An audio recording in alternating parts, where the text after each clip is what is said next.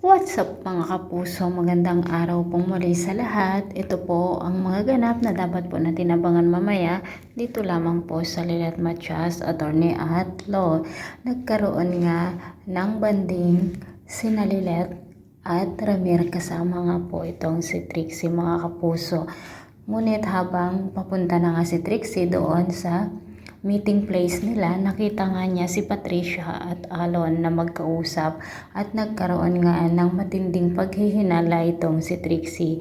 Gusto nga niyang sabihin kay Lilet, ngunit nanumbalik pa rin ang pagmamahal niya dito sa kanyang ina mga kapuso. Samantala, namatay naman ang anak ng isang kliyente ni Lilet at gusto nga kasuhan ng babae ang pare na siya daw ang dahilan ng pagkamatay ng kanyang anak.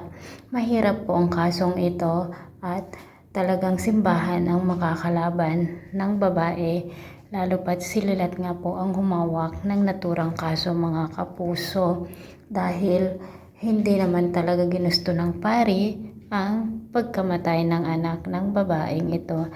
Samantala mga kapuso, humihiram na naman ng pera si Alon kay Patricia para nga pambayad niya dito sa lalaki na gumigipit na naniningil sa kanya, sa kanyang pagkakautang.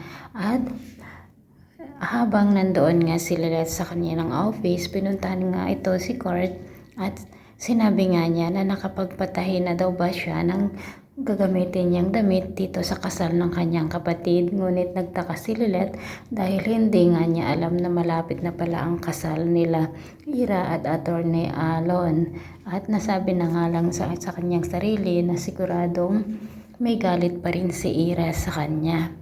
At habang nandoon nga po sa wedding gown na kung saan ay magmi-meet sila Ira at Alon, ay nandoon rin ang mga tauhan ng lalaki na nakautangan nitong si Alon at binugbog nga po ng mga kalalakihan ang boyfriend ni Ira mga kapuso. At nakita nga ni Ira ang pangyayari at dito nga po magkakaroon ng paghihinala itong si Ira dito sa kanyang boyfriend kung bakit siya nabugbog.